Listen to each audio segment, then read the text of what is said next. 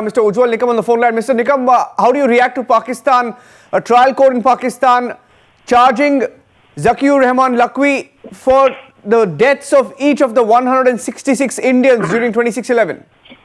This is all the while we are contending that why Zaki-ur Rehman Lakhvi has not been charged for conspiring with the other relative operatives, because no such charge was ever framed. In fact, according to me, the criminal conspiracy charge against Zaki-ur Rehman Lakhvi should have been framed by the trial court of Pakistan. But nevertheless, at present I am happy because ultimately the Pakistan court has framed the charge for the abetment, and now it is for the Pakistani authorities to marshal the evidence. I can suggest the Pakistan authorities that we have already marshaled the evidence of David Headley in the 26th November trial case, and David Headley is the direct evidence so far as the Zaki-ur Rehman Lakhvi is concerned. And I have reasonable belief that since after adducing the evidence of David Headley, perhaps the Pakistan court might have been convinced by the Pakistan prosecuting agency that Zaki-ur Rehman Lakhvi is prima facie guilty for the charge of the murder of 166 people. But now let us see. We are ready to cooperate to the Pakistani prosecuting agency. If they want, they can examine David Headley through video link like us, because we have marshaled the evidence of David Headley in Mumbai court, as David Headley has given the direct evidence against Zaki-ur Rehman Lakhvi and Hafiz Saeed. Now the question remains about Hafiz Saeed. What about Hafiz Saeed? Mr. Ujjwal Nikam, when he was released in April 2015, you will remember that when he was released on bail, there were questions asked about Pakistan's intent. Now, I'm just quoting one line from the order. The 7 suspects will be charged individually for the abetment to murder of each victim of the Mumbai attack case. Apart from that, the court official who spoke to news agency PTI also said that the court, however, did not allow cross-examination of the suspects in this regard. No cross-examination. What does this mean?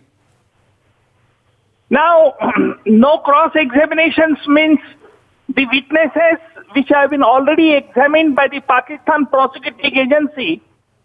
Perhaps the Zaki-ur Rehman Lakhvi may say that since the new charge is framed against him, and therefore he will require to cross-examine.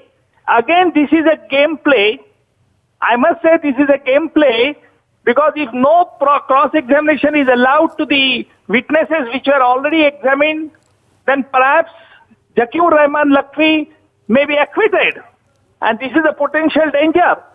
And therefore, Pakistan prosecuting agency should take utmost care. Would you say that the pressure, because we remember how India reacted when he was released eventually from the house arrest and the detention that he was under since December 2014. 2015 is when he was out. Do you think whatever progress has been there in the case so far, we know the case has been pending since then, do you think it's the pressure that's been piled on by the Indian side that's forced the little action that's been taken so far? Certainly it's a pressure of our government on Pakistan as well as on international level, because when we have adduced the evidence of David Headley, that's correct, it was very difficult for the Pakistan to refute.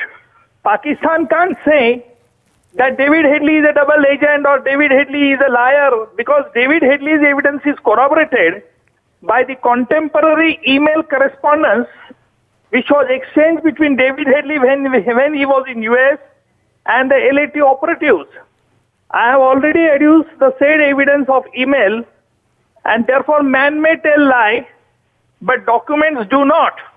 This is a famous maxim of the criminal jurisprudence, and therefore when we have the overwhelming documentary evidence to substantiate that David Headley was a direct party to the criminal conspiracy behind the terror attack of 26 November, and therefore the Pakistan authorities has to take now immediate steps by leading the evidence of David Headley if at all they want to punish the perpetrators of 26 November. Mr. Ujjwal Nikam, thank you for joining us on Thank the phone line, and we appreciate you, of course, talking to us about the case.